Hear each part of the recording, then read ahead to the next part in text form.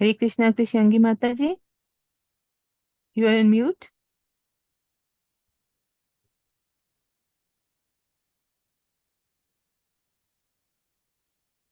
Hare Krishna. Chapter 16. Chapter 16. Om Namo Bhagavate Vasudevaya. Om Namo Bhagavate Vasudevaya. Om Namo Bhagavate Vasudevaya. Chapter 16. How Parikshit received the age of Kali. Text 1. Suta Uvaja Tata Parikshit Vijavarya Shikshaya Mahima Bhagavata Shashaspa Yatahi Sutyam Abhijata Kovida Samadhishan Vipra Mahat Gunas Tatha.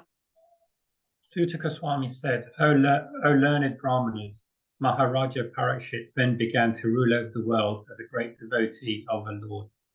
Under the instructions of the best of the twice-born Brahmanas, he ruled by those great qualities which were foretold by expert astrologers at the time of his birth. Text 2. Sa Uttarasya Tanya Upye Ma Iravati Janme Jayadim Chaturas Tasyam Utpadayat Sutan. King Parikshit married the daughter of King Uttara and begot 4 sons, headed by Maharaja Janamejaya. Text 3. Ajaharshva Vedam Trim Ganga Yamburi Dakshina Shara Dvantam Gurun Krutva Deva Yatraksi Gocharaha. Maharaja Parikshit, after having selected Kripacharya for guidance as his spiritual master, performed 3 horse sacrifices on the banks of the Ganges.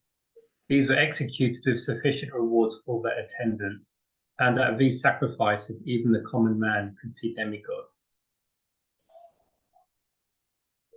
Text 4. Nijagraha Jasu Vira Kalim Digvijaye Kachit Nupalinga Dharma Sudram Kantam Go Mitanam Pada. Once, when Maharaja Parikshit was on his way to conquer the world, he saw the master of Kali Yuga, who was lower than a Sudra, disguised as a king and hurting the legs of a cow and bull. The king at once caught hold of him to deal sufficient punishment.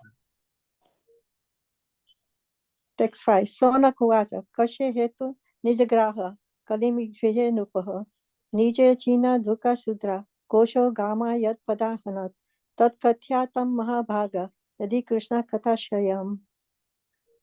Sanaka Rishi inquired, why did Maharaja Parikshit simply punish him, since he was the lowest of the Shudras, having dressed as a king and having struck a cow on the leg?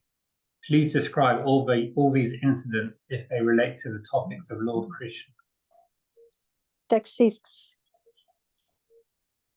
Athawasya Padam Bhoja Makaran Liham Satam Kimanye Asada Lape Ayusha Yad Asat Vyayaha. The devotees of the Lord are accustomed to licking up the honey available from the lotus feet of the Lord. What is the use of topics which simply waste one's valuable life? Text 7. Sudra Shram Nurnam Anga Mrityu Namrutam Ishatam Iho Fatu Bhagwan Mrityu Samita Karmani. O Sutta Goswami, there are those amongst men who desire freedom from death and get eternal life. They escape the slaughtering process by calling the controller of death, Yamaraj. Text 8. Nakashin Vyate Tavad Yavadasta Yantaka Etad Atam Hi Bhagavan Ahuta Parma Shivi Ahanu Loke Piyeta Hari Lila Mritam Vachaha. As long as Yamaraj, who causes everyone's death, is present here, no one shall meet with death. The great sages have invited the controller of death, Yamaraj, who is the representative of the Lord. Living beings who are under his grip should take advantage by hearing the deathless nectar in the form of this narration of the transcendental pastimes of the Lord. Text 9. Mandasya Manda Pragnasya Vayu Manda Yushashchavaya Nindraya Yete Naktam Divaya Vartha Karma Bihi. Lazy human beings with paltry intelligence and a short duration of life pass the night sleeping and the day performing activities that are for naught. Text 10. Sutta Uvacha Yada Parikshit Kurujangale Vasat कलिं प्रवेशितं निचक्रवर्तिते निसमये वार्ताम् अन्ति प्रियां तत शाराशनं संयोग सौन्दर्ये आददे. Sutta Goswami said, while Maharaja Parikshit was residing in the capital of the Kuru Empire, the symptoms of the age of Kali began to infiltrate within the jurisdiction of his state. When he learned about this, he did not think the matter very palatable. This did, however, give him a chance to fight. He took up his bow and arrows and prepared himself for military activities. Can you scroll up, please? Thank you. Text 11. Chalokrutam Sham Turanga Vojitam Ratam Rugendra Dhvajam Ashita Purat Uttarotsa Dipapati Yuktaya Swasenaya Digvijayaya Nigataha. Maharaja Parikshit sat on a chariot drawn by black horses. His flag was marked with the sign of a lion. Being so decorated and surrounded by charioteers, cavalry, elephants, and infantry soldiers, he left the capital to conquer in all directions. Text 12. Vadrasam Ketu Malam Cha Bharatam Chotrant Kurun Kim Purshadini Varshani Vijite Jagrehe Balim.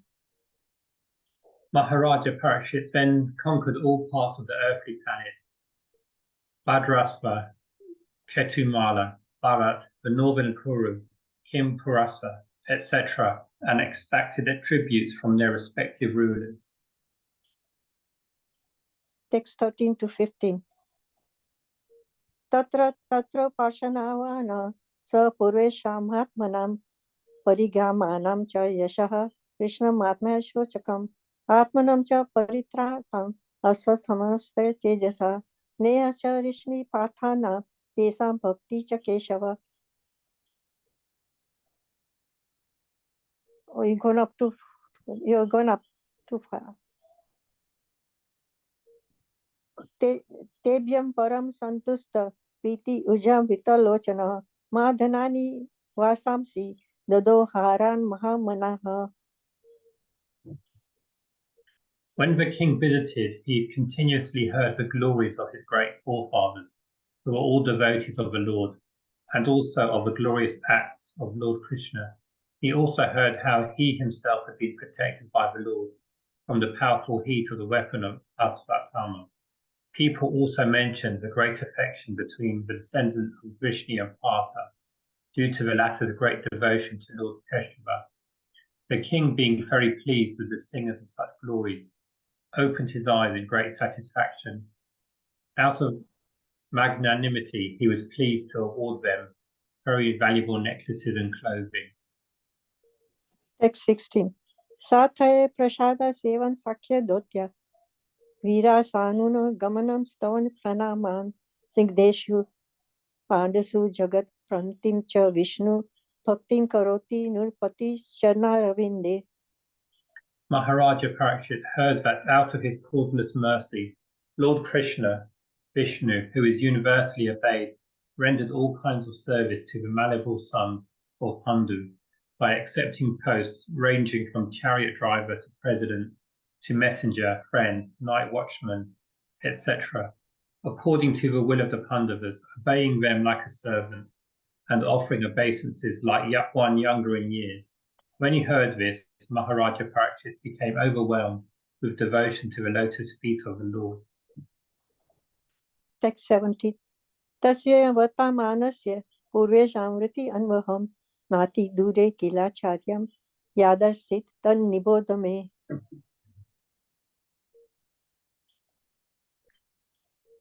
Now you may hear from me of what happened while Maharaja Parikshit was passing his days hearing of the good occupations of his forefathers and being absorbed in thought of them.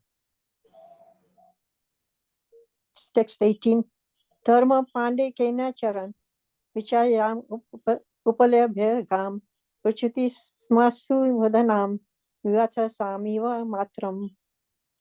The personality of religious principles Dharma was wandering about in the form of a bull, and he met the personality of earth in the form of a cow, who appeared to grieve like a mother who had lost her child. She had tears in her eyes, and the beauty of her body was lost, vast Dharma questions for earth as follows. Hare Krishna.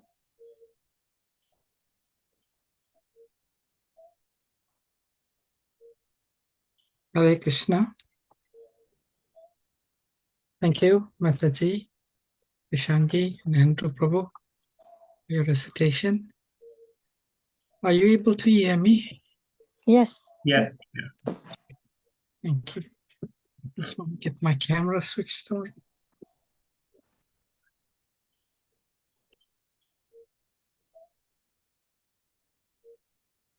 Good dear devotees, welcome to today's chat session. We continue with our reading and discussion of Srimad Bhagavatam, Canto number 1. And am I correct? The facilitators are discussing chapter 17, although the reciters are reciting chapter 16. And today we are doing text 10 and 11.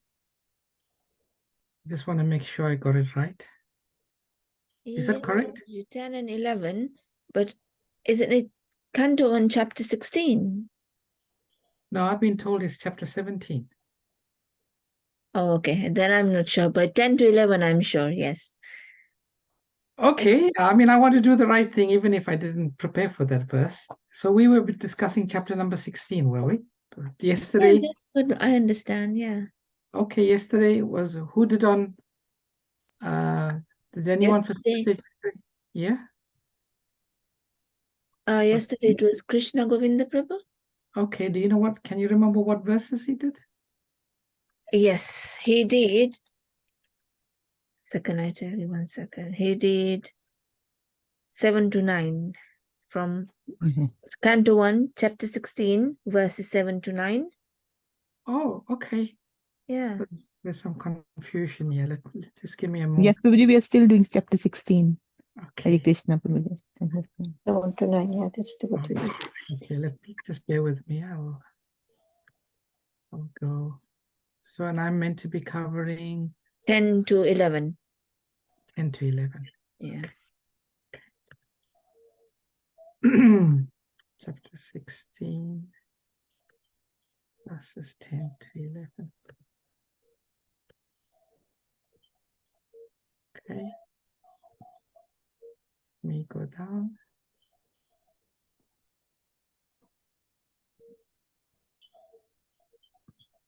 All right.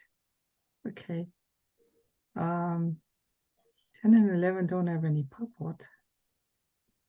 Normally we do some, well, let me see if we got purport. Okay, maybe I'll disengage the purport. All right. Okay, we're good to go. I'm going to have to do it impromptu. I seek your blessings in doing this. So let us recite the Mangala Charanam prayers. Please join in, be unmuted mics.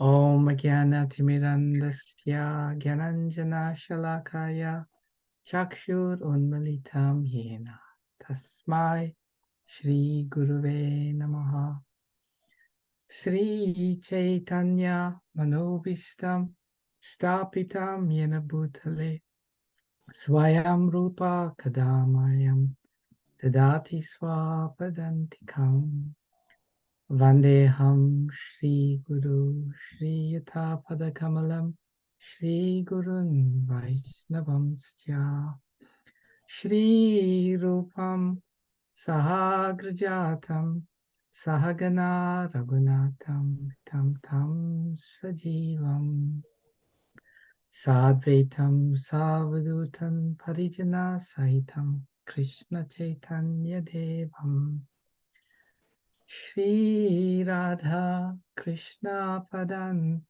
Sahagana Lalita Shri Vishakam Vitamscha He Krishna Karuna Sindhu Dinabandhu Jagatpate Gopesha Gopika Kanta Radha Kanta Namastite Tapta Kanchana Gourange Radhe Vrindavaneshwari Vrishabhanu Sutadevi Pranamami Hari Priye Vanchakalpa Tarubhyascha Kripa Sindhu Bhyevacha Patitanam Pavanebhyo Vaishnavebhyo Namo Namaha. Jai Shri Krishna Chaitanya Prabhu Nityananda Shri Advaita Gadadhara Shivashri Gaura Bhaktivinoda. Hare Krishna, Krishna Krishna, Hare Hare, Hare Rama, Rama Rama, Hare Hare. Namo Vishnupadaya Krishna Prasthaya Bhutale Srimate Bhaktivedanta Swami Niti Namine Namaste Saraswati Deve Gauravani Pracharine Nirvishesha Shunyavadi Asyacha Deshatarine Srila Prabhupada Ki Jai.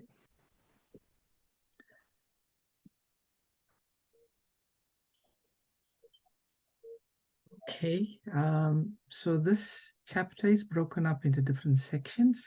The first 4 verses was describing Parikshit Maharaj as an ideal ruler, and we hear a description of how he punishes Kali. Texts 5 to 9 were Shonaka's Rishi's questions, and he asked a few questions. Why did Parikshit only punish Kali and not kill him? Describe only if it is related to Krishna. And then there's some description about the devotees and lazy human beings. And this section where we're starting today runs from verses 10 to 17. We hear Sutta Goswami describing the movements of Parikshit as a conqueror. So text number 10. Sutta Uvacha Yada Parikshit Kuru Jangale Vasat Kalim Pravishtam Nija Chakra Vartite Nisham Yavartam Anatipri Priyam Tata Sarashanam Samyuga Shondir Adade. Word for word. Prabhu, can you share your screen, please? Okay, sorry. Thank you for reminding me. Thank you, Mataji, for reminding me. So the word for word, Sutta Uvacha. Sutta Goswami said, Yadha, when Parikshit Maharaj, Kuru Jangale, in the capital of Kuru's empire, Avasat was residing. Kalim, the symptoms of the age of Kali. Pravishtam entered. Nija Chakra Vartite, within his jurisdiction. Nishamya, thus hearing. Vartam, news.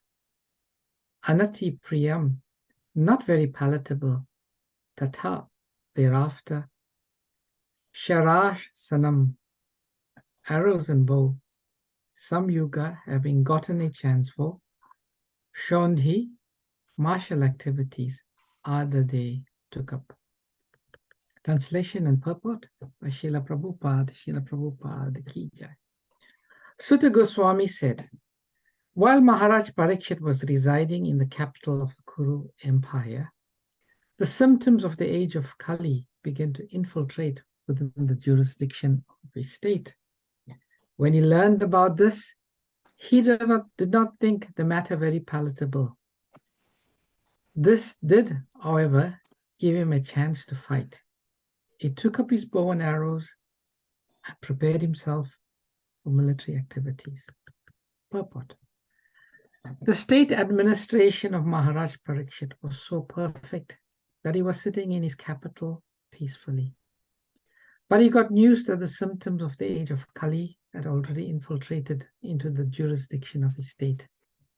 And he did not like this news. What are the symptoms of the age of Kali? They are 1. Illicit connection with women. 2. Indulgence in meat eating. 3. Intoxication. And 4. Taking pleasure in gambling. The age of Kali literally means the age of quarrel.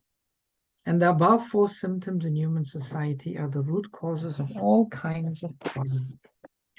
Maharaj Parikshit heard that some of the people of the state had already taken to the symptoms, and he wanted to take immediate steps against such causes of unrest. This means that at least up to the regime of Maharaj Parikshit, such symptoms of public life were practically unknown. And soon as they were slightly detected, he wanted to root them out. The news was not palatable for him, but in a way it was, because Maharaj Parikshit got a chance to fight. There was no need to fight with small states because everyone was peacefully under his subordination. But the Kali Yuga miscreants gave his fighting spirit a chance for exhibition. A perfect Kshatriya king is always jubilant as soon as he gets a chance to fight, just as a sportsman is eager when there is chance for a sporting match. It is no argument that in the age of Kali, such symptoms are predestined. If so, then why was there preparation for fighting out of such symptoms? Such arguments are offered by lazy and unfortunate men. In the rainy season, rain is predestined, and yet people take precautions to protect themselves. Similarly, in the age of Kali, the symptoms as above mentioned are sure to infiltrate into social life. But it is the duty of the state to save the citizens from the association of the agents of Kali, the age of Kali. Maharaj Parikshit wanted to punish the miscreants indulging in the symptoms of Kali, and thus save the innocent citizens who were pure in habit by culture of religion. It is the duty of the king to give such protection, and Maharaj Parikshit was perfectly right when he prepared himself to fight.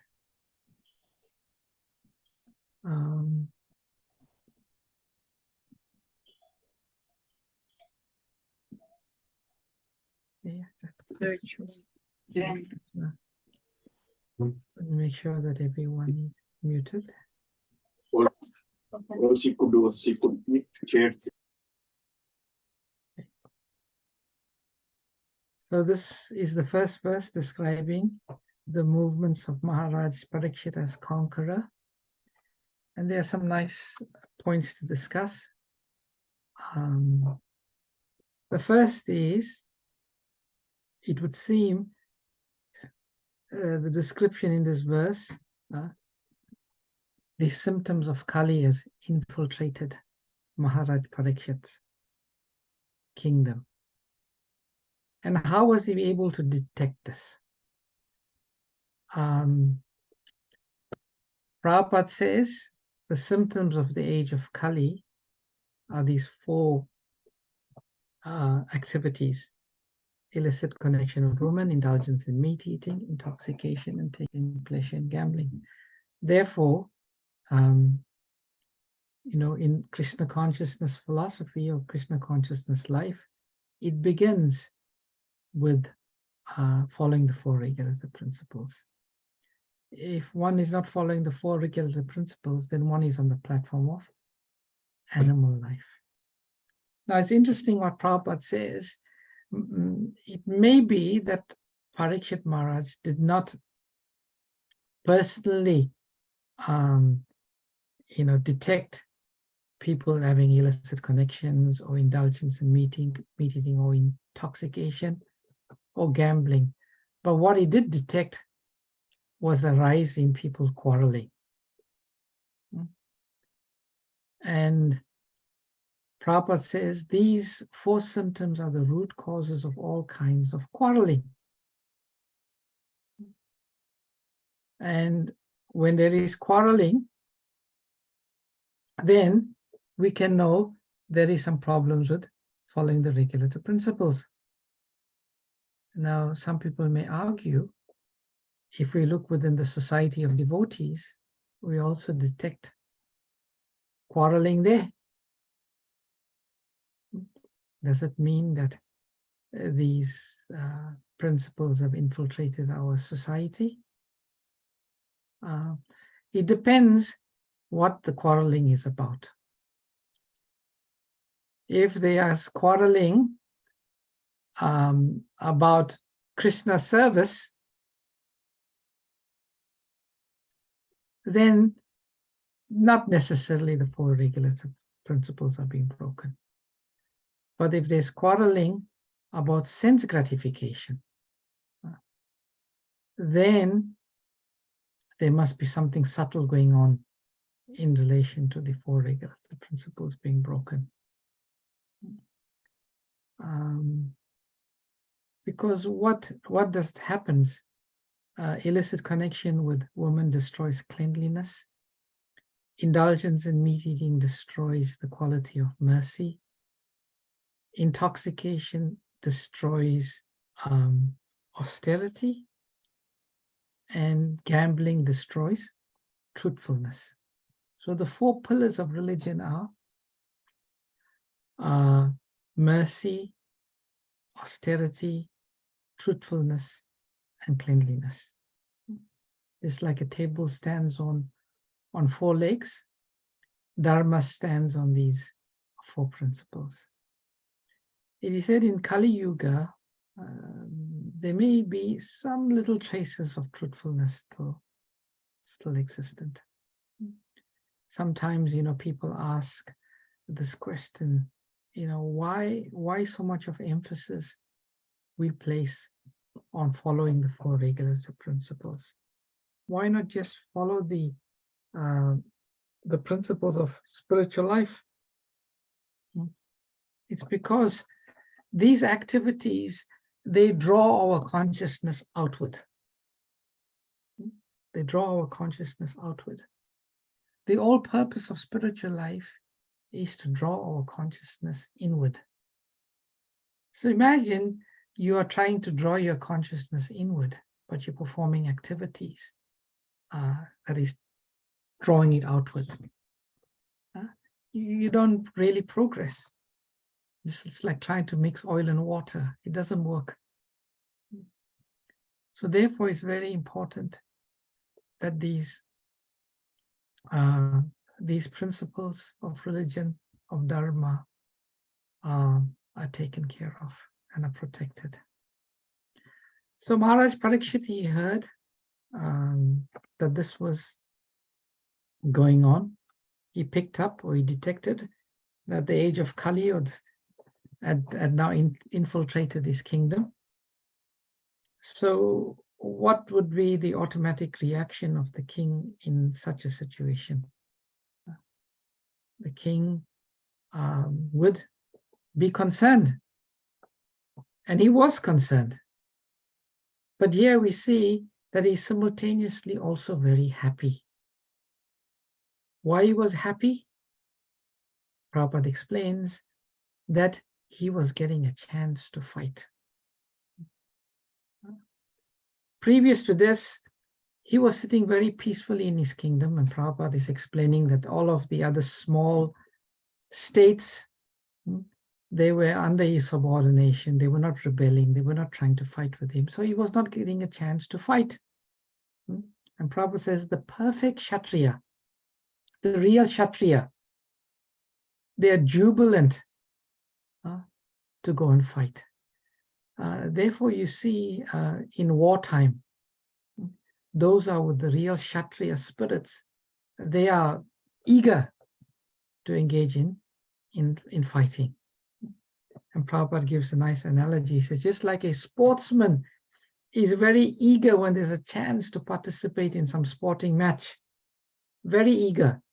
In the same way, a Kshatriya is very eager when given an opportunity to fight. Then Prabhupada talks about an argument, and that's quite interesting. He said, if it is no argument that in the age of Kali such symptoms are predestined, if so, then why was there preparation for fighting out such symptoms? So Prabhupada is saying, some people may be arguing, we know in Kali Yuga, these things will happen just by the nature of Kali Yuga. So why do we make so much a preparation to fight against it? We know it's going to happen. And Prabhupada says, these arguments are only given by lazy people. Prabhupada said, in the rainy season, rain is predestined, and yet people take precautions to protect themselves. It's quite a nice analogy.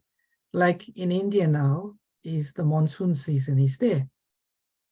And when the monsoon season comes, then people take different preparations to protect their property, to protect their crops.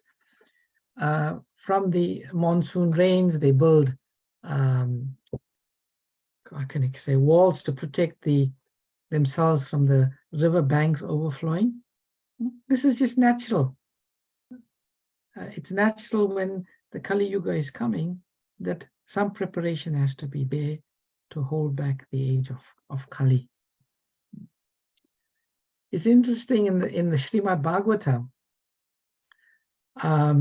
when the 88,000 sages at Naimisharanya got together, they could see this age of Kali coming, this dark age of Kali. And then they had a big discussion about what they can do to hold back the age of Kali, so that the unfortunate residents of Kali Yuga won't be affected. And after some discussion, they came up with a proposed solution. And that proposed solution is what? They will offer, they'll perform Agni Otra. So they decided for 1,000 years they will chant mantras and put ghee in the fire. And they started to do that, hoping that this tide of Kali Yuga will be held back. But after 100 years, all that happened was their faces became black from the soot. And they became so despondent.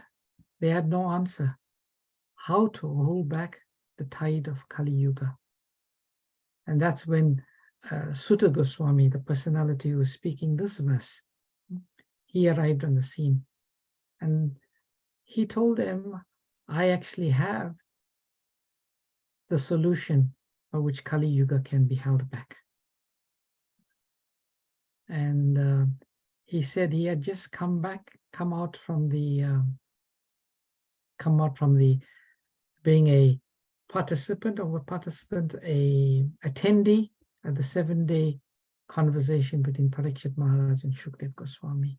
And he said that this Kali Yuga can be held back by the propagation and the hearing of the messages of the activities of Lord Krishna. So in Kali Yuga, not so much the focus is on using weapons to kill the miscreants, because Prabhupada says practically the majority of the population are Jaga and Madai. But the solution is to kill the demonic mentality. And how do we kill the demonic mentality? By Harinam and Krishna Katha. That's how it gets killed. So Maharaj Parikshit was very happy now to go and tackle the symptoms of Kali Yuga. So text number 11. Or before we move on to text 11, any questions or comments?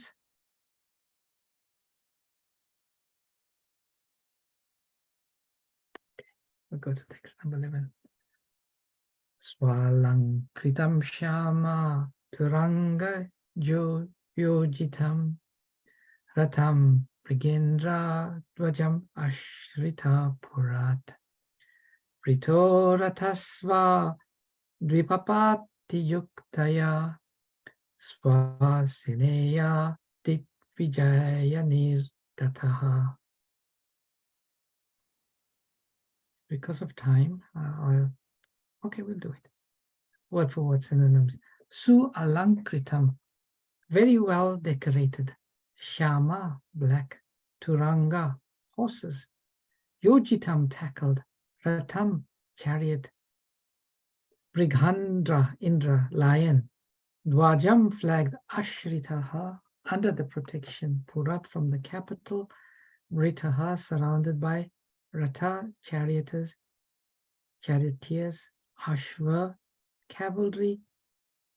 Dvipapati, elephants. Yuktaya, thus being equipped. Swasenaya, along with infantry.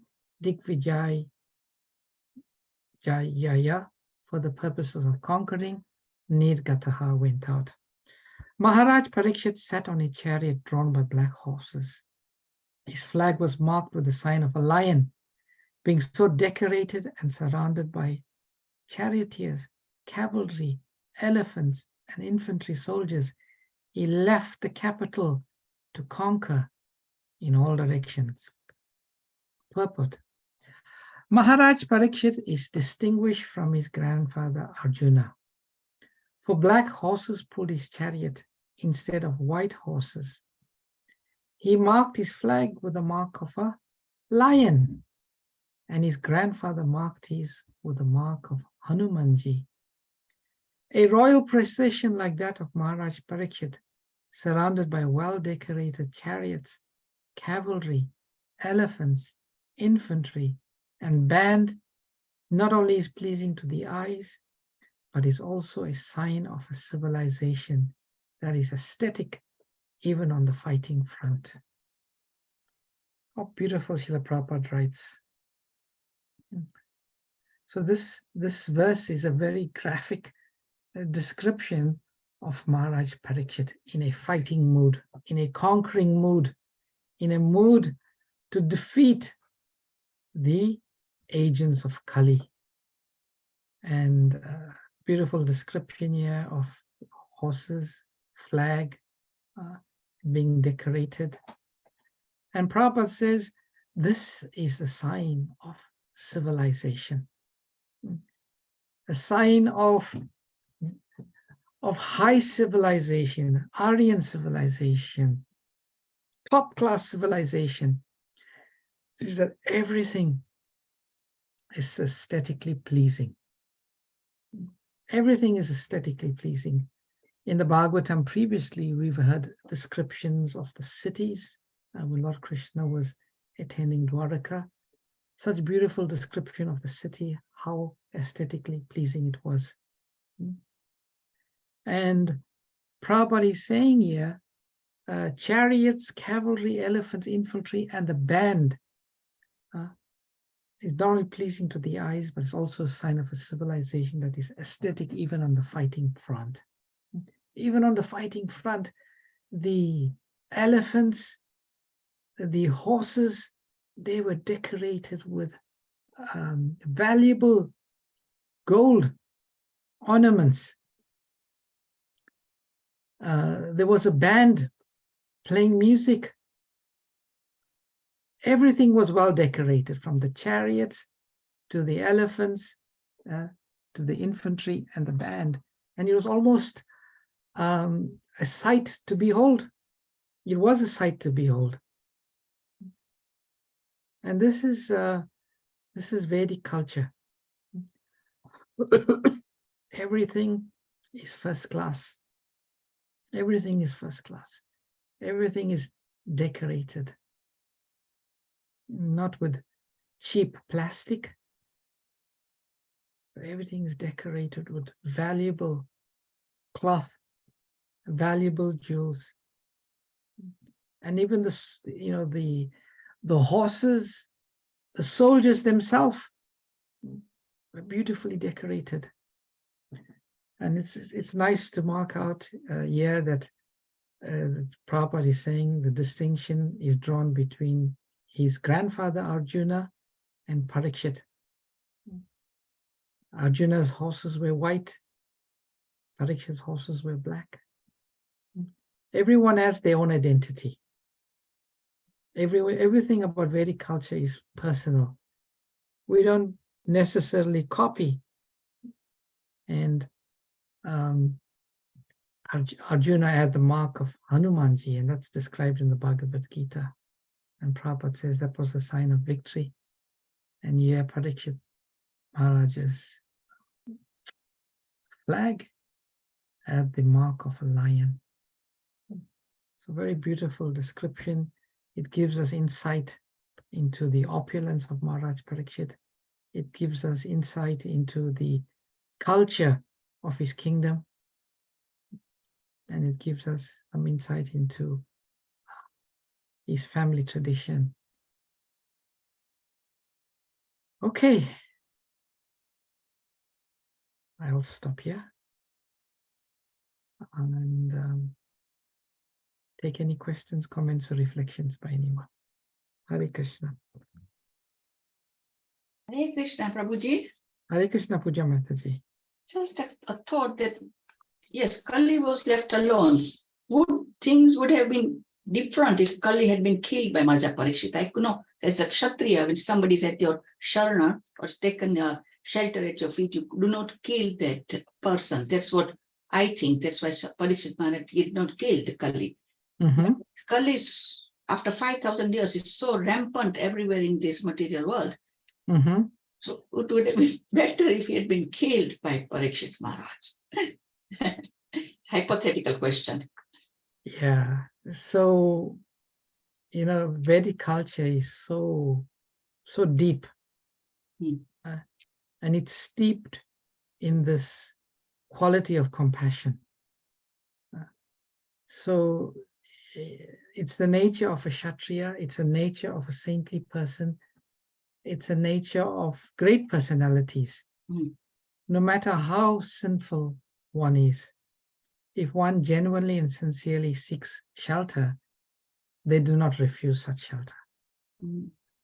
So Maharaj Parikshit, he did it very intelligently. He didn't say, okay, I gave you shelter, now you can just roam about the kingdom and do well.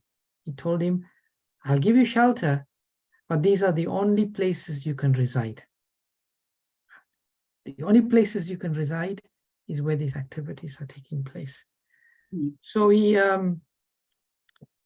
achieved both purposes, Maharaj Parikshit, very intelligently.